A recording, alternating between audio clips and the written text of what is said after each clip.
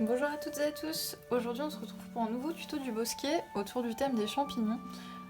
L'année dernière, en automne, on avait regardé comment on pouvait peindre des champignons dans les mini tutos sur Instagram et je vous avais fait un long tuto sur les amanites que je vous remontre ici, qui est toujours disponible sur la chaîne YouTube du bosquet et puis aussi sur Instagram.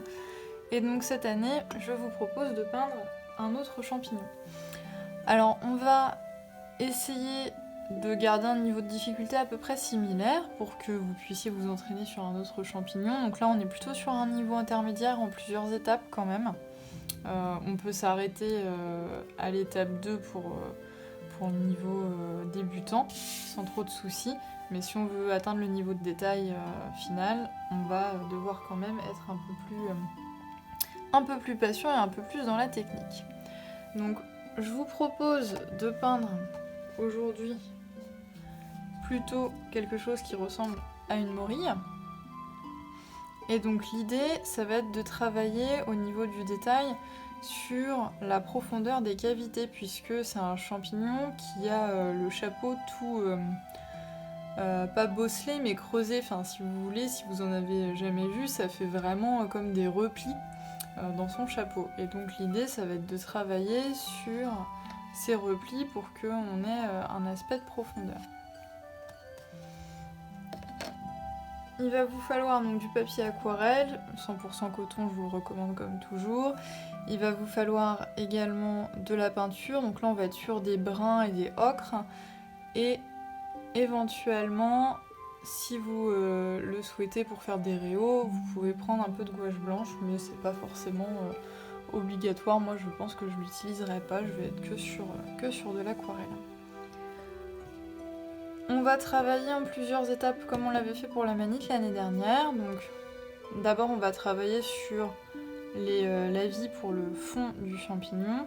Ensuite on travaillera sur la texture au niveau du pied et les différences de nuances au niveau du chapeau qui vont permettre de faire apparaître les replis.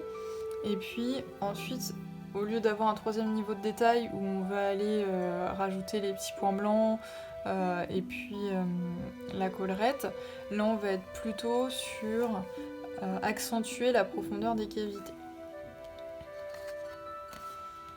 Donc on part sur le papier aquarelle classique. Pour avoir quelque chose d'homogène, vous pouvez tracer au crayon rapidement un contour. Donc je vais faire comme la dernière fois, je vais vous faire 3 mini et puis je vais vous faire en grand à la fin. Donc je dessine, je sketch et puis on se retrouve juste après.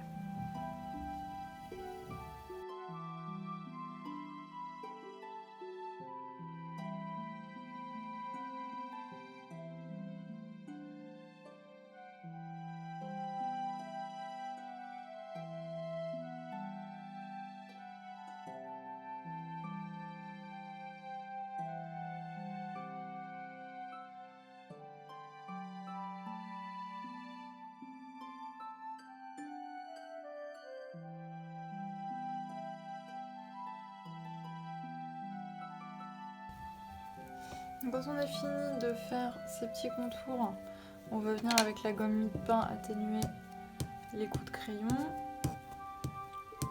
Donc ça je vous rappelle, hein, c'est une étape qui permet d'avoir moins le tracé gris du crayon une fois qu'on va peindre.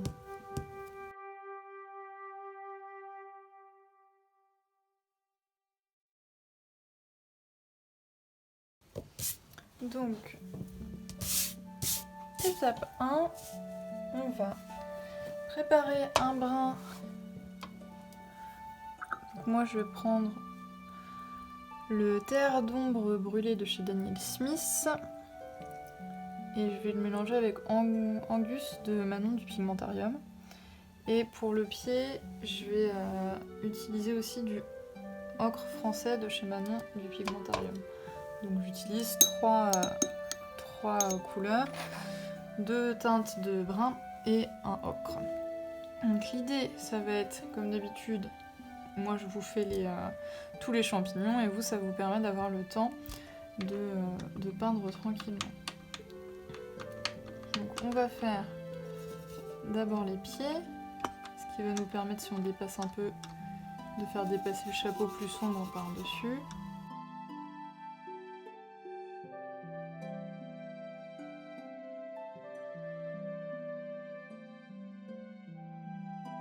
Donc un lavis, hein, tout ce qui est de plus basique, on colorie. On va essayer de nuancer déjà un petit peu le pied. Donc ça veut dire que sous le chapeau, il va y avoir une ombre qui va être portée, hein, puisque le pied s'insère dans le chapeau. Et donc on va avoir des teintes plus sombres en haut du pied, juste sous le chapeau. Donc on peut venir rajouter du pigment en tapotant. Et si on choisit une lumière qui vient comme ça, de biais du haut vers le bas, on va essayer de plus pigmenter aussi à l'inverse le bord gauche et le bas. Ce qui va nous faire un point de lumière moins sombre en haut à droite du pied. Donc vous voyez là, je fais pas de réserve de blanc, hein. Il y a plein de façons de créer des ombres. Ça peut être intéressant parfois de garder des réserves de blanc, mais là c'est pas l'idée, puisque je sais que mon pied n'a pas de blanc du tout en fait. Donc, comme pour les plus petits, je rajoute du pigment à l'endroit où il va y avoir le chapeau et tranquillement dans la descente du pied à droite. Je longe souvent un peu le bord quand même pour que le contour se dessine bien. Donc là l'idée c'est de laisser sécher un minimum pour que quand vous veniez peindre le chapeau, il n'y a pas de bavure, que ça ne bave pas sur votre pied et que le brun beaucoup plus sombre du chapeau ne vienne pas se diffuser plus que ça dans votre pied de champignon. Donc je vais préparer tranquillement ma couleur de fond avec Angus.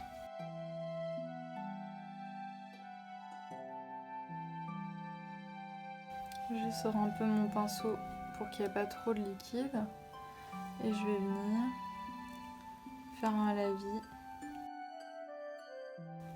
au niveau de mon chapeau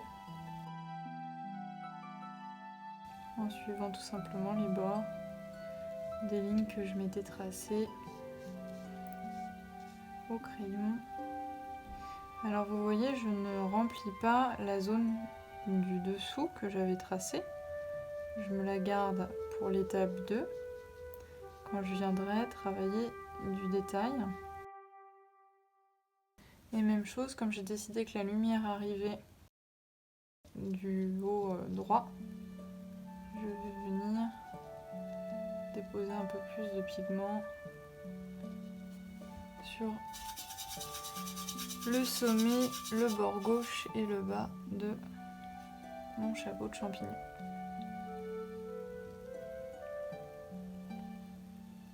Alors, c'est un champignon qui a un chapeau tout cabossé, donc vous pouvez y aller sur les vaguelettes au moment où vous peignez sans hésiter.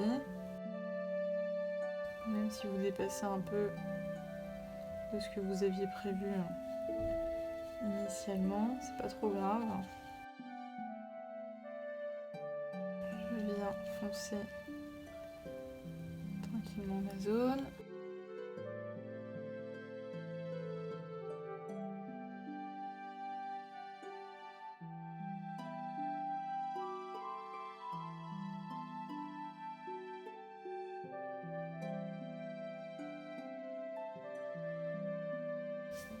Surtout, faut pas que vous laissiez sécher un côté de votre champignon pendant que vous faites des grands aplats comme ça. Sinon, ça va vous faire des démarcations qui seront pas très esthétiques au séchage. Donc, faut pas hésiter à y aller, quitte à être plus pas sûr après pour quand ça va sécher. Et c'est surtout vrai si vous utilisez comme moi là une aquarelle qui a une tendance à être un peu rapide au séchage. Là, Angus de chez Manon, elle sèche assez rapidement en fait.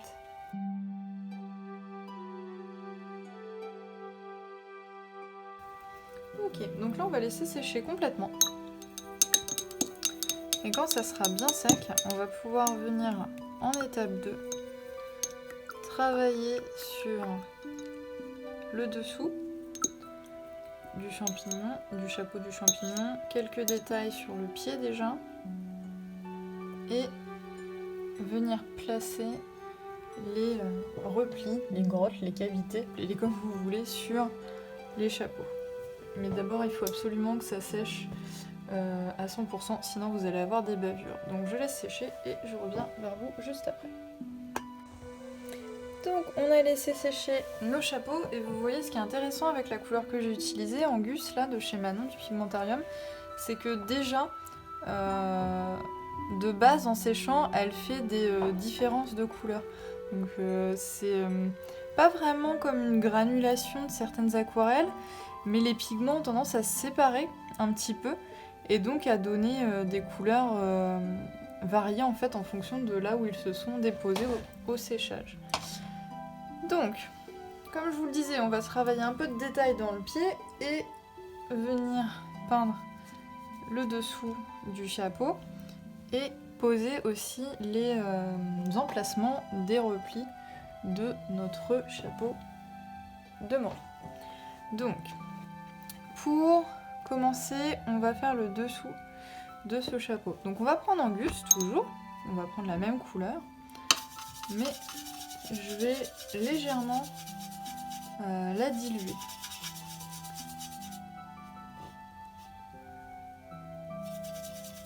Donc pour ça je rajoute juste de l'eau dans la couleur que j'avais initialement. Et je vais venir border tranquillement mon champignon en évitant au maximum de toucher de trop près au pied pour ne pas baver dessus et qu'on ait des démarcations qui soient pas esthétiques.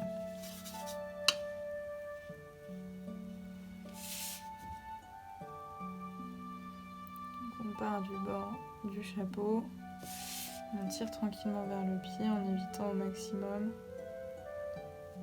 de le toucher.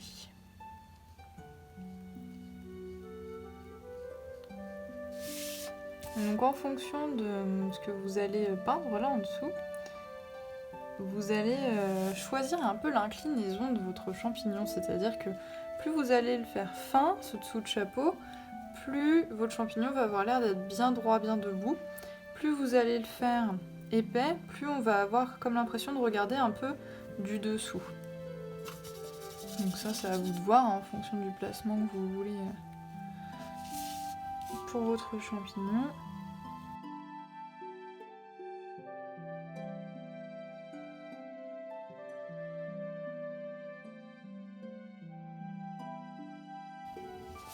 Voilà. Donc pendant que le dessous sèche, on va venir reprendre notre ocre qui a un peu séché depuis et on va légèrement le salir avec du brun. Donc moi je l'ai encore ici dans ma palette du terre d'ombre brûlé juste à côté, donc c'est pratique. On va le salir très légèrement avec du brun pour qu'il soit un peu plus foncé. Et ça va nous permettre de travailler sur une texture au niveau du pied. Donc moi je vais changer de pinceau, je vais prendre quelque chose d'un peu plus fin parce que ça sera plus confortable. Après si vous avez qu'un pinceau à bourron de taille moyenne, il faut y aller tranquillement avec la pointe, ça marche aussi. Là c'est juste que moi ça me permet de travailler un peu plus en détail. Et on va venir strier dans la verticalité le pied du champignon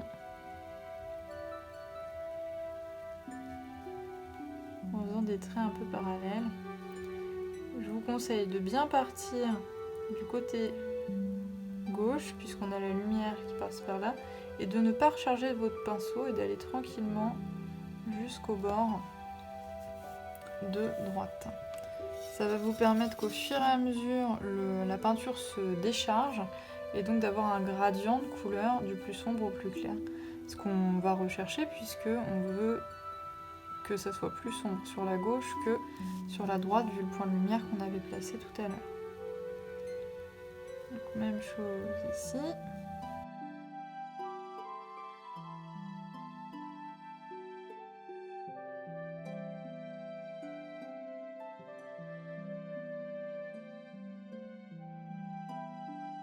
Voilà. Et on va venir déposer les petites caves, les petits replis. Donc pour ça, je vais prendre mon Angus et je vais lui ajouter du terre d'ombre brûlé qui est plus sombre pour le foncer. Et changer ainsi la teinte. Et je vais venir déposer de manière un peu aléatoire, comme des taches sur toute la surface de mon chapeau. Alors les replis n'ont pas besoin d'avoir exactement la même forme, ils n'ont pas besoin d'avoir la même taille.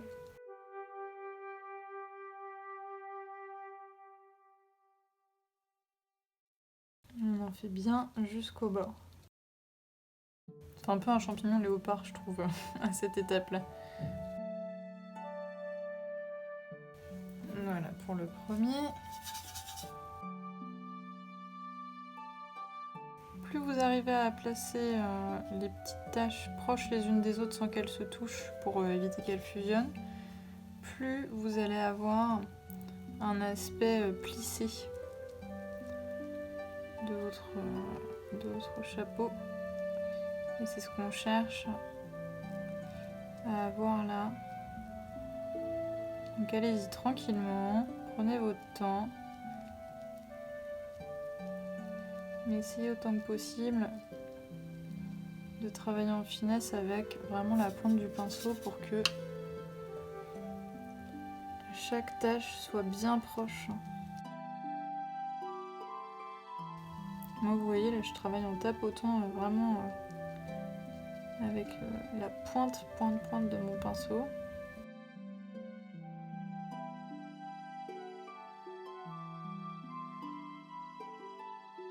Voilà pour le deuxième. Donc, je vais me refaire un peu mon mélange.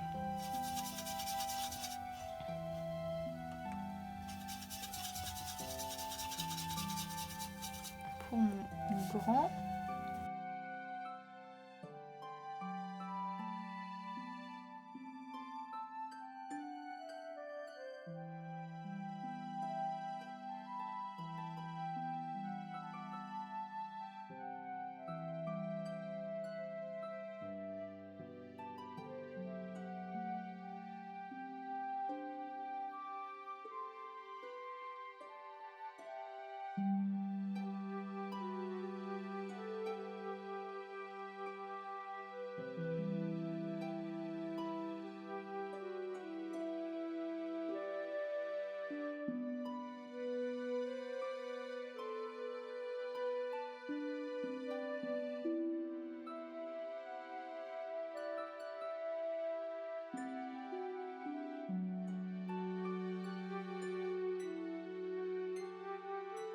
Donc même chose que tout à l'heure.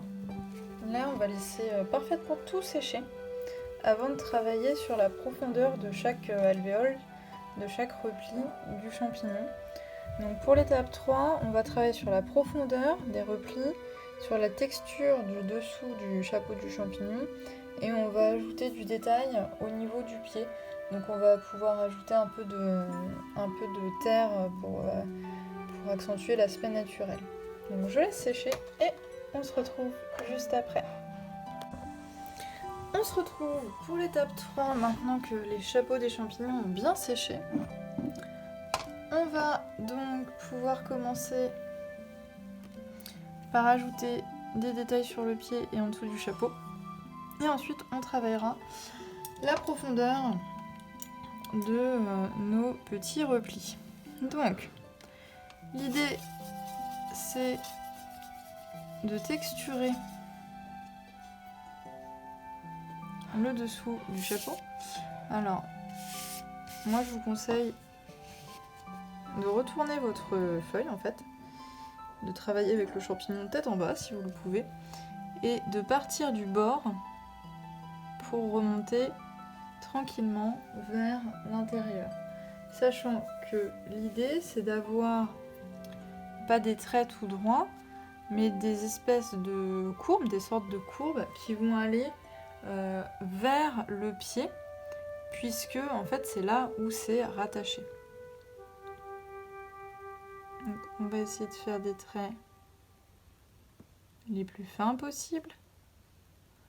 Donc pour ça, soit vous travaillez avec vraiment la pointe de votre pinceau, soit vous prenez un pinceau beaucoup plus fin si vous avez peur de ne pas bien maîtriser encore votre geste. Vous pouvez aussi vous entraîner sur une feuille à part. L'idée,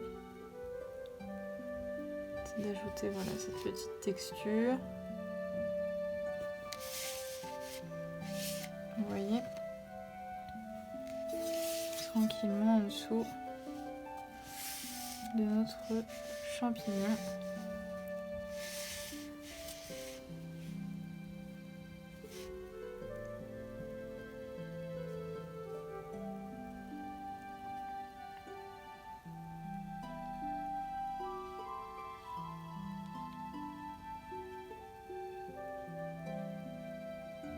Vous pouvez repasser si vous arrivez à travailler très finement entre chaque trait que vous faites pour avoir vraiment cet aspect très strié.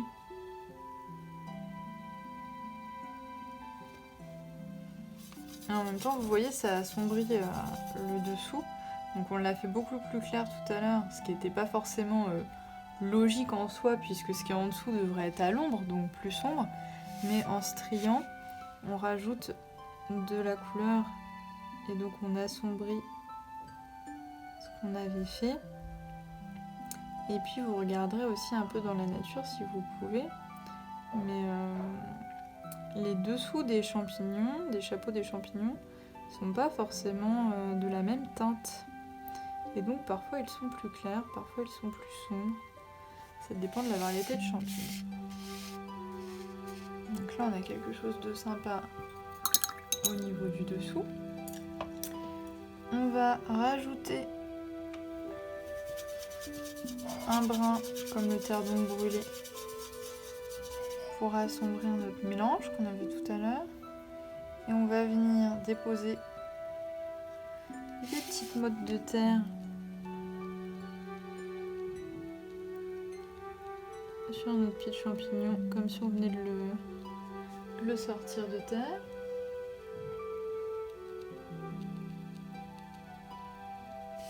Voilà. En venant tapoter tout simplement la petite pointe de votre pinceau. Vous pouvez dépasser, vous pouvez déborder un peu du contour de votre pied, puisque la terre peut très bien dépasser dans le volume de votre champignon.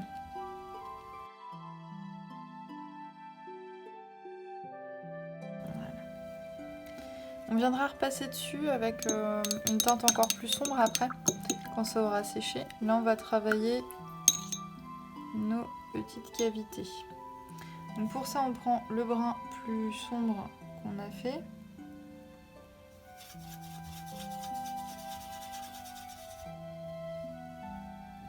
Pour la terre, là. Et on va juste venir creuser les cavités. Donc pour les creuser, ce qui est à l'intérieur va être forcément plus sombre. Donc en fait, on va les creuser en repassant juste l'intérieur et en laissant une bordure. Donc là, il faut être patient. C'est un travail de patience, très méticuleux, où on va revenir dans chaque petite alvéole. Donc moi je retourne ma feuille, parce que comme j'ai des choses à laisser sécher en dessous, je préfère travailler tranquillement à l'envers. Et je vais venir suivre les bords de ce que j'avais fait tout à l'heure, en laissant un liseré pour venir creuser encore un peu plus.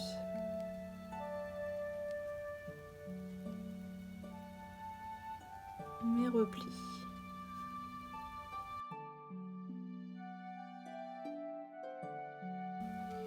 N'hésitez pas, si vous travaillez en tapotant comme moi, à venir reformer la pointe de votre pinceau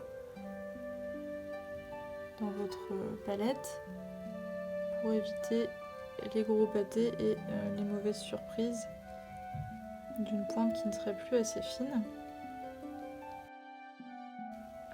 Là, l'idée, c'est de vraiment prendre son temps, d'y aller tranquillement,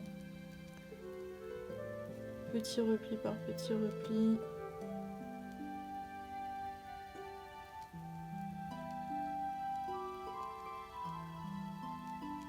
Pour créer cette ombre supplémentaire à l'intérieur.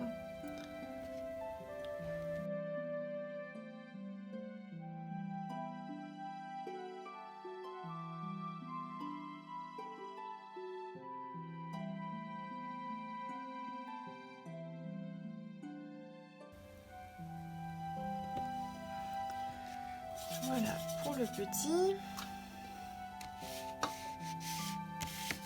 Pour le grand, je vais travailler dans ce sens-là pour pas avoir moi mon poignet dans mon petit du dessus. Vous aurez peut-être pas ce problème-là si vous n'en faites qu'un.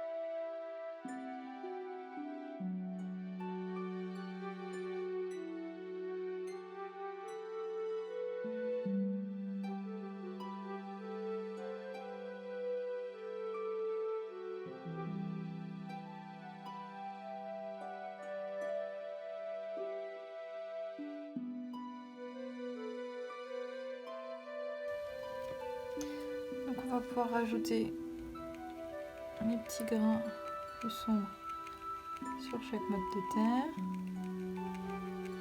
Voilà. Vu que ça a presque entièrement séché.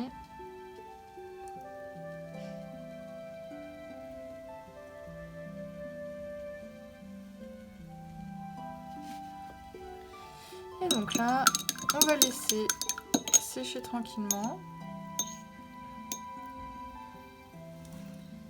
Et nous aurons terminé.